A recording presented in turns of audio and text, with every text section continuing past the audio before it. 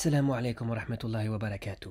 Alors, cette vidéo s'adresse à Jordanix, mon cher Jordanix, l'irréductible youtubeur. Tu m'as répondu et je dois dire que je ne m'y attendais pas. En cela, tu as certes dépassé ton maître Majid Oukasha. Cependant, il a peut-être eu l'intelligence que tu n'as pas. Et pourquoi est-ce que je te dis ça? Parce que tes réponses te trahissent, mon cher ami. Et quand on est dans l'erreur ou dans le mensonge, il est parfois préférable de rester silencieux. Tes réponses te trahissent et de différentes manières. La première, tu as répondu à ma vidéo point par point sans la regarder d'un bout à l'autre avant, n'est-ce pas? Aussi, tu poses des questions avec véhémence et prétention alors que j'y répondais juste un petit peu plus loin. Nous y reviendrons. Et ensuite, elles te trahissent dans le sens que tu n'entends pas ou tu fais semblant de ne pas comprendre.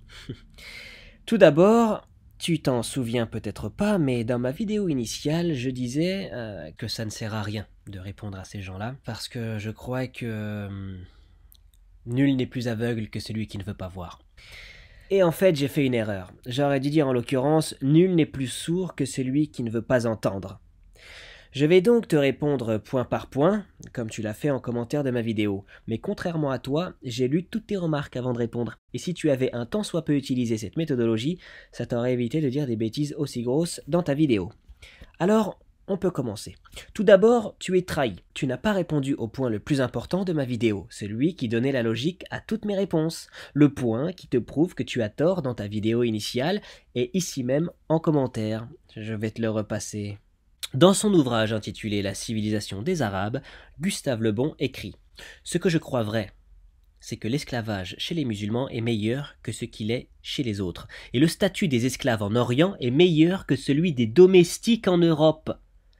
Et les esclaves en Orient font partie de la famille du maître, et ceux d'entre eux qui veulent recouvrer leur liberté l'obtiennent dès qu'ils en manifestent le désir, mais ils ne font pas usage de ce droit. » Alors, tu ne le sais pas, ou peut-être pas, mais Gustave Le Bon est un médecin, anthropologue, psychologue social et sociologue français. Et toi, Jordanix, qu'est-ce que tu es? Et cet homme-là a dit que le statut de l'esclave en islam était préférable au domestique en Occident. Tu ne sens pas que tu te ridiculises à considérer l'esclavage islamique comme l'esclavage occidental? Encore une fois, ça n'a rien à voir. Gustave Le Bon, tu le sais sans doute, a voyagé à une époque où le mot esclavage n'avait pas du tout le même poids qu'aujourd'hui, et où il pouvait être utilisé très facilement.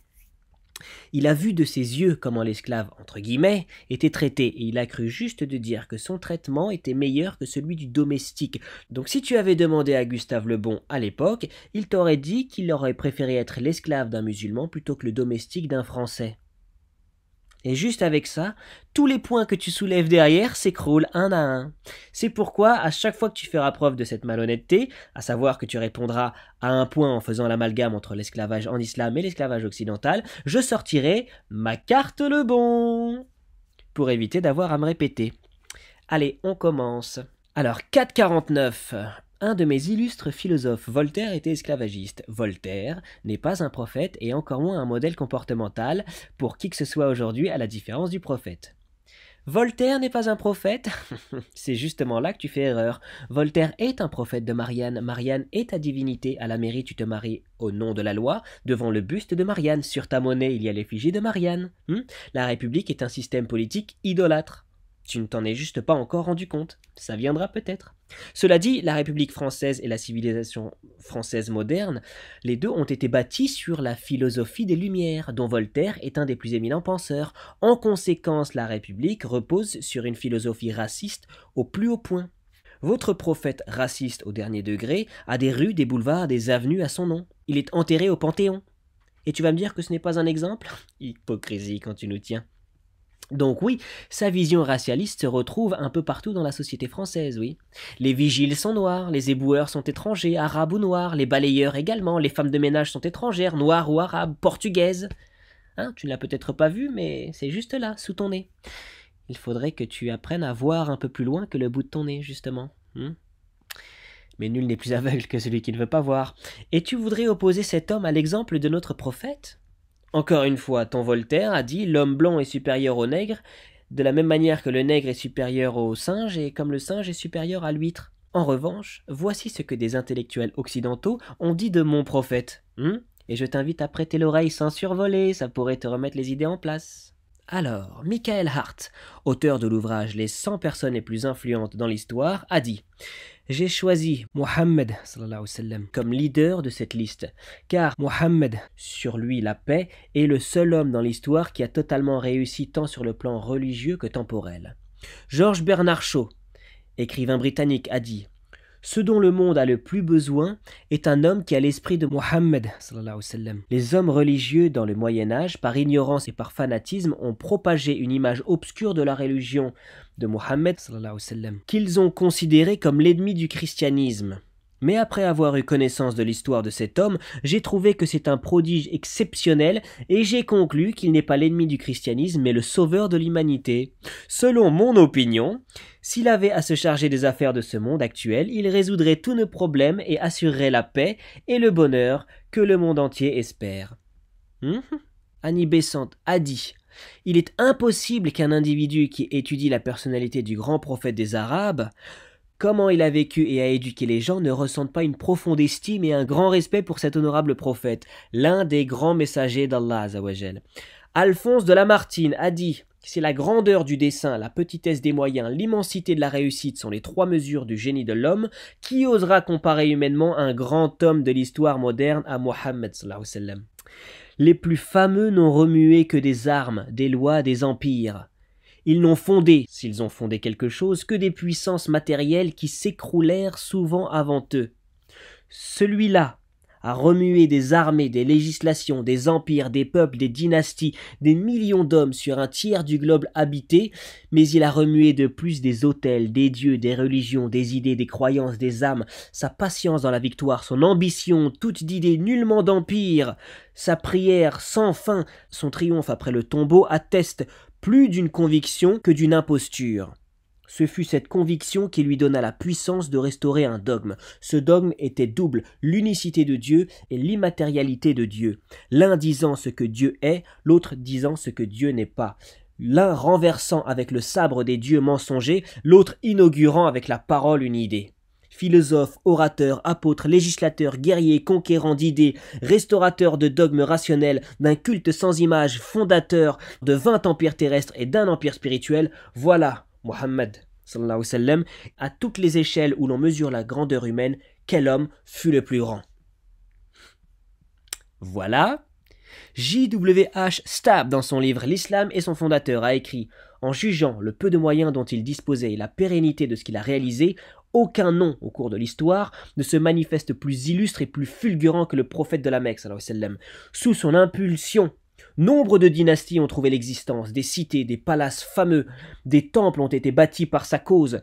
De grandes provinces se sont soumises à la foi par sa cause. Ses paroles ont gouverné la vie de générations qui ont accepté qu'elle dirige leur vie et qu'elle soit leur guide dans la vie future. Des milliers de voix des croyants prient Allah de le bénir et estiment le vrai prophète d'Allah et le sceau des prophètes. En jugeant selon les normes de grandeur, nul mortel ne pourrait être comparé à lui. » On continue ? Allez, le docteur Gustave Veil a dit dans l'histoire des personnalités musulmanes, Mohammed sallallahu alayhi wa sallam était un exemple éclatant pour son peuple. Son caractère était pur ainsi que ses qualités. Sa maison, son habit, sa nourriture étaient caractérisés par une rare simplicité. Il était tellement modeste qu'il n'avait pas accepté que ses compagnons l'appellent par un surnom qui soit une adulation. Comme il n'acceptait pas qu'un autre lui rende un quelconque service que lui-même peut accomplir. Il était accessible à tout le monde, à tout moment. Il visitait le malade et était plein de sympathie pour tous. Sa générosité et sa bienveillance étaient illimitées, tout comme il était dévoué pour le bien-être de la communauté. Encore, ça ne te suffit pas? Très bien. Le philosophe britannique Thomas Carlyle, tu en as déjà entendu parler certainement, qui a gagné le prix Nobel pour ce livre Les Héros, a écrit « C'est une honte pour chacun d'écouter les accusations disant que l'islam est un mensonge et que Mohammed sallallahu alayhi wa sallam est un imposteur et un falsificateur. On l'a distingué pendant toute sa vie avec des principes inébranlables, une sincère détermination, bienveillant, généreux, compatissant, pieux, vertueux, digne d'éloge, libre, humaniste, très sérieux, sincère. Et avec toutes ces qualités, il avait le plus doux caractère, le tempérament le plus aisé, de bonne humeur, de compagnie louable et agréable. Mieux, il était plaisant et spirituel, il était juste, sincère, clairvoyant, magnanime, pur et présent d'esprit. Son visage était radieux comme s'il avait en son sein des lumières illuminant toute nuit obscure. Il était un grand homme par sa nature. Il n'a pas été éduqué par une école, ni par un instituteur, et il n'avait pas besoin de tout cela. Encore un petit coup? Allez, allez, juste pour se faire plaisir. Johann Wolfgang von Goethe, écrivain allemand, a dit « Nous les Européens, avec tous nos concepts, n'avons pas pu encore atteindre ce que Mohammed sallallahu alayhi wa sallam a atteint et nul ne pourra le dépasser. J'ai cherché dans l'histoire de l'humanité un homme qui soit l'exemple idéal et je l'ai trouvé en la personne du prophète Mohammed sallallahu alayhi wa sallam. Et ainsi doit se révéler la vérité et s'élever, comme a réussi Mohammed sallallahu alayhi wa sallam à assujettir le monde entier par le monothéisme. » Donc oui, le prophète Mohammed sallallahu alayhi wa sallam est un exemple à suivre et nous sommes fiers de suivre son exemple, mon cher Jordanix. Et toi? Allez, la suite. 5.00. En islam, aucun être n'est supérieur à un autre. Source, dit-il.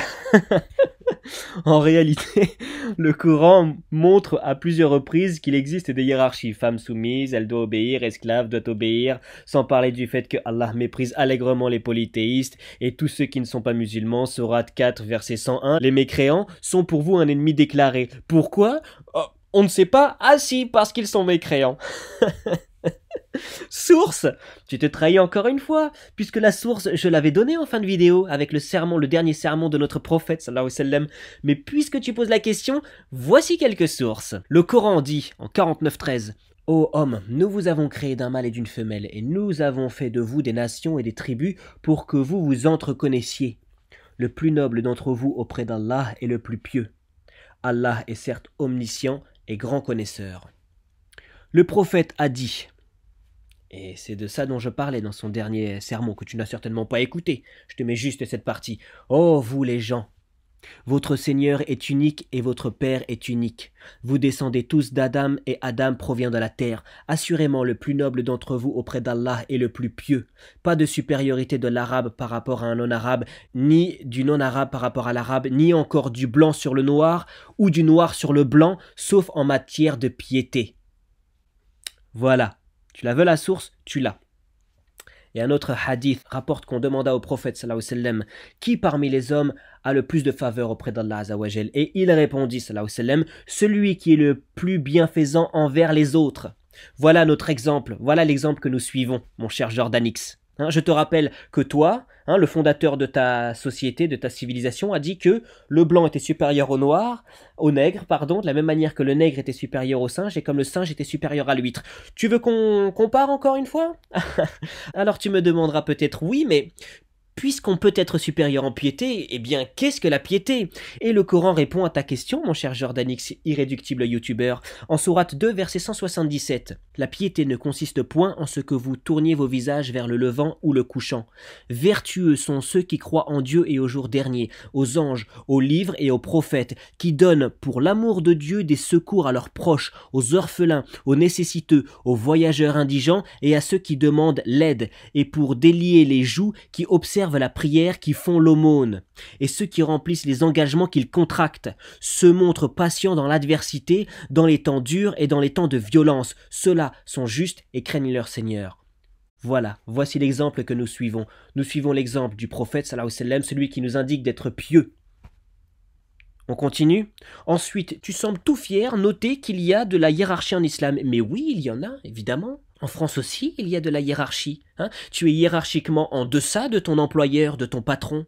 Tu es en deçà de ton président de la République. Ta parole ne vaut pas la parole d'une personne assermentée par l'État. La parole d'un policier vaut plus que ta parole à toi. Et alors?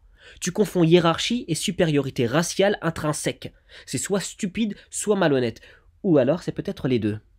Pour ce qui est du verset de la sourate 4, verset 101, c'est incroyable, tu cites un verset comme si tu faisais sens, alors que tu passes à côté de ce que dit le verset. Et c'est un problème très fréquent chez vous les non-croyants, les mécréants. Vous jugez sur la base de votre incompréhension.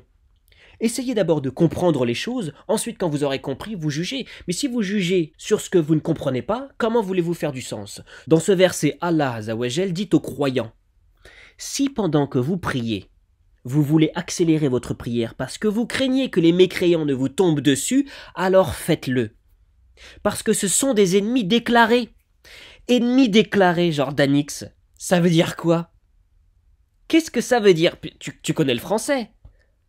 Un ennemi déclaré, c'est quelqu'un qui se déclare ton ennemi. Ce sont les mécréants qui se sont déclarés ennemis des musulmans. C'est dingue ça, tu l'écris mais tu ne le comprends pas. Et tu fais ta petite remarque mesquine et triplement ridicule.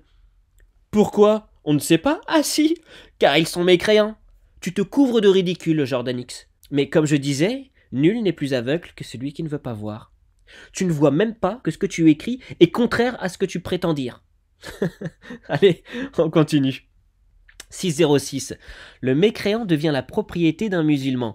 Pas de chance, car même en temps de guerre, de simples êtres humains aujourd'hui ont interdit ce genre de pratique barbare. Aujourd'hui, la majorité des êtres humains sont contre l'esclavagisme, mais pas Allah. Mais ravi de voir que si vous rentrez en guerre, vous n'hésiterez pas à réduire en esclavage des êtres humains. Heureusement, aujourd'hui, la Convention de Genève, entre autres, l'interdit, mais pas Allah.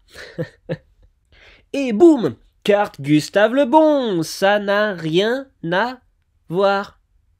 Ça n'a rien à voir. Le mécréant devient la propriété entre guillemets du musulman que dans le cas où il serait un prisonnier de guerre. Est-ce que tu vas réussir à comprendre ça? Il ne devient pas la propriété d'un musulman sous prétexte qu'il est noir. Ça n'a rien à voir. D'accord?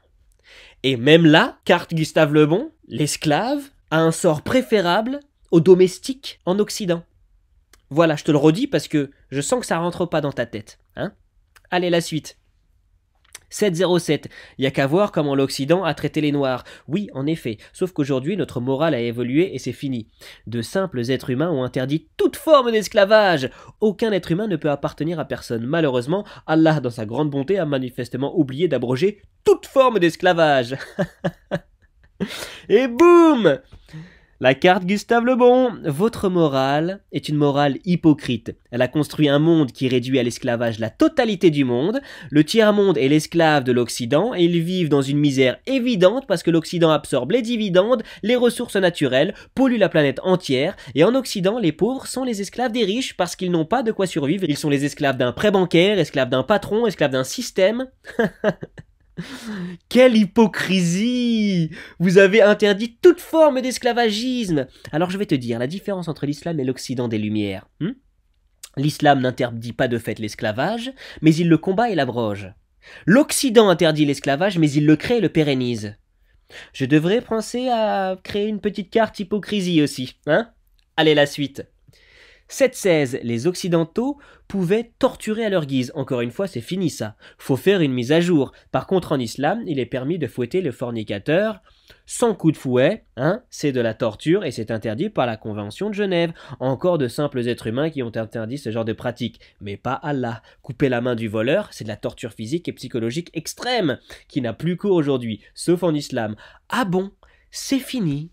Tu es sûr de toi? Et qu'est-ce qui se passe en Chine? Avec les Ouïghours? Tiens, on t'entend pas parler des Ouïghours, tu t'en moques là? Non, ça ne gigote pas là-haut. Et les bombes qui tombent sur les Syriens? C'est pas de la torture ça, psychologique et physique? La faim dans le monde que ton Occident produit, c'est pas de la torture? Au Yémen, en Algérie, pendant la guerre d'indépendance, y a pas eu de torture? Tu n'as pas lu d'ouvrage là-dessus? Hein? En Irak, y a pas eu de torture? Hein? Les Américains, ils ont pas torturé? Non, bien sûr, vive les conventions de Genève. En Palestine, qu'est-ce qui se passe en Palestine? C'est pas de la torture psychologique, ça? Non, pas du tout. Mais non, voyons. Mais non. Tu confonds tout. Les coups de fouet, c'est une peine légale. D'accord? Il ne s'agit pas de fouetter n'importe qui sous prétexte qu'on est en guerre contre lui ou de fouetter le noir sous prétexte qu'il est noir. Hein? C'est une peine qui s'applique suivant un code précis. Que tu sois d'accord avec ou non, ça ne nous intéresse pas. D'accord? Si tu n'as pas envie d'être jugé, toi, selon la loi islamique, reste dans un pays mécréant. On s'en moque. Mais tu ne peux pas confondre les torchons et les serviettes. Hein? En France, on entasse des gens à 10 dans 8 mètres carrés, dans des conditions insalubres, pendant 20 ans. C'est une autre méthodologie. Voilà, en islam, on te coupe la main. Voilà, c'est une question de choix. Et je vais te dire même, ce n'est pas la question. D'autant que vous torturiez des gens sous prétexte de leur couleur de peau. Encore une fois, c'est incomparable, Jordanix, l'irréductible youtubeur.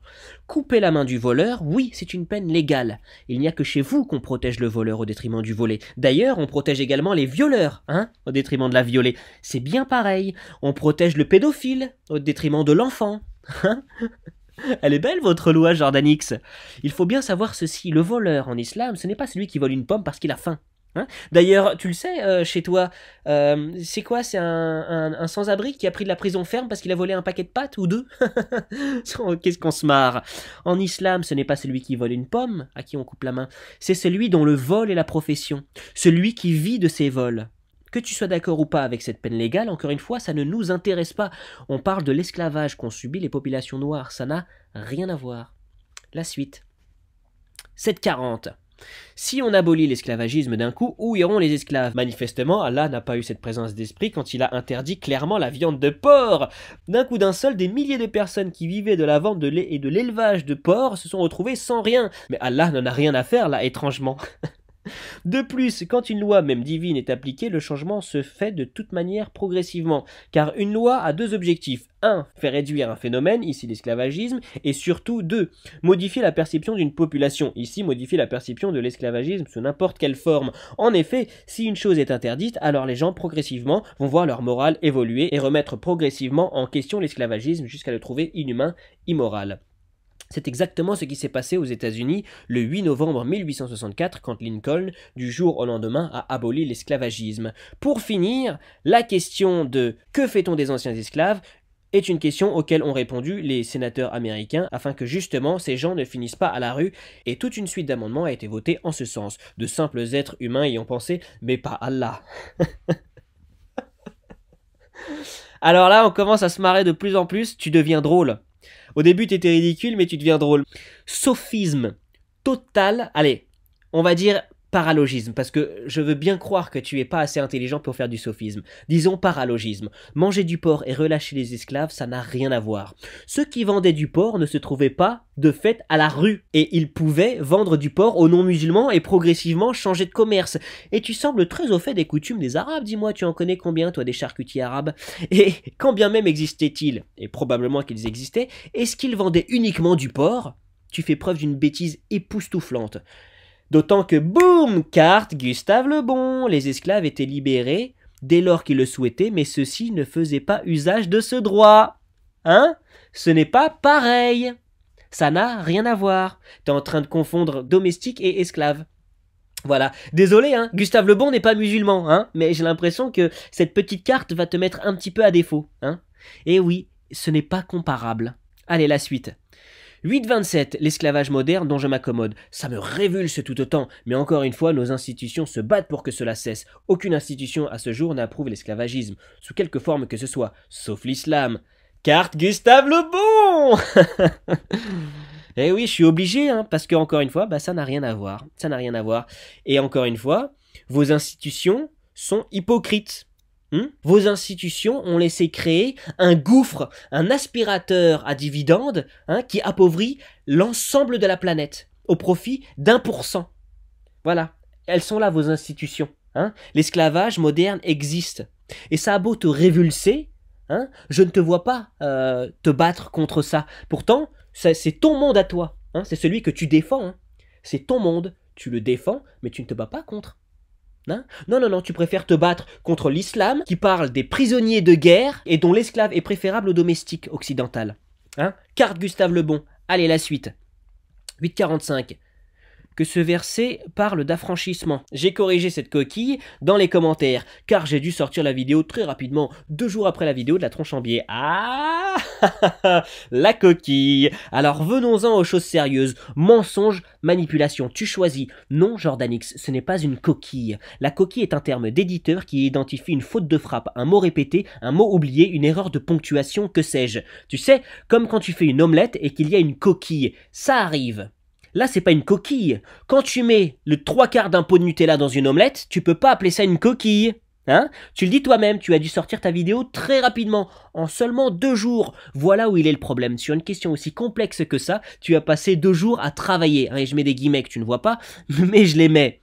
Tu n'es pas sérieux, tu fais de la vidéo de youtubeur de bas étage avec mépris, et en plus tu dis n'importe quoi, tu te trompes constamment, tu fais preuve d'une malhonnêteté considérable, ce n'est pas une coquille. C'est juste que ton travail est médiocre et à charge. L'utilisation du terme coquille prouve que tu es malhonnête. Même là, tu ne veux pas reconnaître ton manque de travail. Tu ranges ça sur la catégorie faute de frappe, tu es ridicule. La suite. 9-19, qu'ils affranchissent un esclave croyant. Ah, un esclave non croyant n'a pas le droit d'être affranchi, et si tu affranchis un esclave, il va se retrouver à la rue. Allah a-t-il prévu une loi pour que l'esclave ne se trouve pas à la rue? Bah non. Boum! Encore une fois la carte, Gustave le Bon. Alors bizarrement, tu ne relèves que l'esclave croyant. Or, toutes les citations que j'ai faites du Coran ne mentionnaient pas systématiquement que l'esclave soit croyant. Quiconque tue par erreur un croyant, qu'il affranchisse alors un esclave croyant et remette à sa famille le prix du sang. Chapitre 5, verset 89. L'expiation en sera de nourrir 10 pauvres, de ce que vous nourrissez normalement vos familles, ou de les habiller, ou de libérer un esclave. Chapitre 58, verset 3. Ceux qui comparent leurs femmes au dos de leur mère puis reviennent sur ce qu'ils ont dit doivent affranchir un esclave avant d'avoir un contact conjugal avec leur femme. Malhonnête? Tu vas bientôt finir par la mériter cette carte-là. Et tu sais, il est plus facile à un homme de trouver du travail honnêtement, à un instant T, que 200 000 de trouver du travail à un instant T. Ça n'a rien à voir. Encore une fois, s'il voulait, il pouvait faire la demande d'être libéré, mais il ne faisait pas usage de ce droit. Allez, la suite. 10-47, qu'il le nourrisse de sa nourriture et qu'il lui impose pas un labeur qui dépasse ses forces. Bah oui, forcément, il va pas le nourrir avec la nourriture du voisin. Et forcément, il va pas lui demander de soulever une charge de 150 kilos. Logique. Un être humain peut travailler jusqu'à 15 heures par jour. Ça se pratiquait dans les années 1800. Donc ça veut dire qu'un musulman peut tout à fait dire à son esclave de bosser 15 heures par jour au calme. Tout va bien. Alors là, mon cher Jordanix, soit tu es idiot, soit tu fais exprès. On va voir. Qu'il le nourrisse avec sa nourriture, ça ne veut pas dire que ça doit sortir de la même marmite, ça veut dire que ça doit être servi copieusement et de la même qualité et de la même diversité. C'est tout. Et pour le travail, ça ne veut pas dire qu'il ne doit pas lui faire soulever 150 kilos à bout de bras ou qu'il peut le faire bosser 23 heures sur 24. C'est proprement ridicule, là, je suis désolé pour toi. Ce verset veut simplement dire que le travail ne doit pas être excessif, ni en temps, ni en effort physique. Ne pas comprendre ça, ça requiert de repasser son CM2. Vraiment. Allez, la suite. 10-58. Les esclaves auraient voulu être des esclaves musulmans. Genre, les gens demandaient à devenir esclaves tellement c'était cool. Arrête là, c'est gênant, vraiment ton islam bisounours. C'est toi qui es gênant si tu n'as pas compris l'ironie de mon ton. Au-delà de ça, boum! La carte Gustave le Bon, encore une fois, les gens ne faisaient pas usage de ce droit. Ça veut dire ce que ça veut dire. C'est pas mon islam qui est bisounours, c'est toi qui es malhonnête. Et entre nous, le bisounours, c'est plutôt toi, avec tes fausses valeurs hypocrites, hein, ton Voltaire raciste et ton esclavage moderne. Pas moi. Moi, je suis pour l'islam tel qu'il est, c'est-à-dire juste. En paix quand il s'agit de faire la paix et en guerre quand il s'agit de faire la guerre. C'est tout. La suite. 12-08. Le passage le plus intéressant où tu dis toi-même qu'on doit donner des biens quand on affranchit un esclave. Donc on est d'accord qu'Allah aurait pu dire « J'interdis toute forme d'esclavagisme, libérez-les tous et donnez-leur de quoi vivre ». Au lieu de ça, il a dit en gros « Bon, si vous voulez, et seulement si vous voulez, vous pouvez affranchir un esclave par-ci par-là, mais pas d'obligation ». Imagine un instant qu'un pays aujourd'hui légifère une loi comme ça, l'humanité entière serait choquée, sauf toi apparemment. Il a fallu attendre que de simples êtres humains légifèrent sur la question en interdisant toute forme d'esclavagisme. Allah n'a pas eu l'idée, c'est dommage. Alors là, c'est le pompon. Figure-toi que c'est exactement ce que dit le verset. Hein? Nul n'est plus aveugle que celui qui ne veut pas voir. Si vous faites ceci ou cela, affranchissez un esclave et donnez-lui des biens. Tu voulais qu'ils disent quoi? Affranchissez-les tous maintenant, là, tout de suite, là? Et donnez-leur des biens?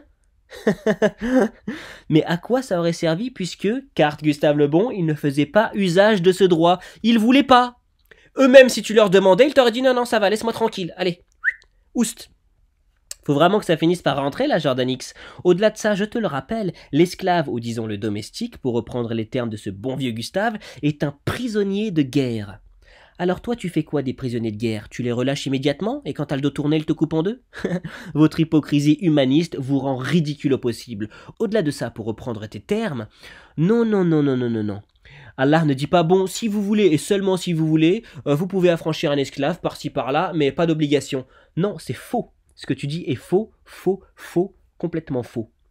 Allah dit, chapitre 4, verset 92, « Quiconque tue par erreur un croyant, qu'il affranchisse alors un esclave, croyant et remette à sa famille le prix du sang. » Chapitre 5, verset 89, « Allah ne vous sanctionne pas pour la frivolité de vos serments, mais il vous sanctionne pour les serments que vous avez l'intention d'exécuter. L'expiation en sera de nourrir 10 pauvres, de ce que vous nourrissez normalement vos familles, ou de les habiller, ou de libérer un esclave. » Chapitre 58, verset 3, « Ceux qui comparent leurs femmes au dos de leur mère puis reviennent sur ce qu'ils ont dit, doivent affranchir un esclave avant d'avoir un contact conjugal avec leur femme. » À aucun moment il y a écrit faites comme vous voulez, si vous voulez faites-le, sinon ne le faites pas, comme vous voulez, non. Non. Alors arrête d'inventer des trucs, parce que ça, c'est malhonnête. Tu vois. Mais d'ailleurs, c'est un procédé que tu utilises dans d'autres de tes vidéos. C'est-à-dire que tu donnes la parole à quelqu'un pour lui faire dire une bêtise, et ensuite tu reprends cette bêtise et tu lui réponds. C'est juste malhonnête. Hein. Allez, la suite. 12-21. Les philosophes et l'esclavagisme. Inutile, ces gens-là ne sont pas des modèles comportementaux et leurs préceptes sont aujourd'hui désuets, à la différence du prophète. Sur ce point-là, j'ai déjà répondu en début de vidéo, notre prophète est un exemple, pas seulement selon le Coran, pas seulement selon Allah Azzawajal, mais aussi selon des penseurs occidentaux, bien plus savants que toi d'ailleurs. Bonus, en parlant des occidentaux, je te suggère d'aller voir sur Google et de taper citation Islam Hitler, tu verras que ce monsieur très énervé était un fervent défenseur de l'islam, c'est faux. Quand un mec comme ça approuve cette religion, faut commencer à se poser les bonnes questions. Eh bien pour ce qui est d'Hitler, alors je ne pensais pas qu'on atteindrait le point Godwin dans cette conversation, mais ok. J'ai lu les citations d'Hitler et je ne vois pas bien ce que tu veux dire. Hitler ne parle pas stricto sensu de l'islam, il n'en fait pas la promotion, en tout cas sur ce que j'ai trouvé, mais il évoque la religion musulmane vis-à-vis de la religion des Japonais, par exemple, hein, les comparant dans ce qu'elles sont innocentes du terrorisme ou vis-à-vis de ce que la France a du mal à maîtriser les musulmans. Il fait cependant une comparaison entre catholicisme et islam et trouve l'islam supérieur en tant que religion. Voilà. Mais dis-moi, as-tu vu qu'il pensait la même chose du confucianisme ou du bouddhisme hein? Et puisqu'Hitler était peintre, j'imagine que toi tu t'interdis d'aimer la peinture, hein? Et tu ne montes certainement jamais dans une Volkswagen, et tu n'utilises jamais les services de la SNCF. Encore une fois, tu es juste malhonnête. Tu comprends ce que tu veux comprendre, et tu n'entends que ce que tu veux entendre. Et tes remarques sont le produit d'un bien piètre cerveau. C'est bien pour ça que je disais en préambule de ma vidéo initiale, je pense que ça ne sert à rien de répondre à ces gens-là. Parce que je crois que nul n'est plus aveugle que celui qui ne veut pas voir. Cette vidéo s'arrête ici. Merci de l'avoir écoutée. A très bientôt. Inch'Allah ta'ala. Que Dieu vous garde. Et Jordan X, sans rancune.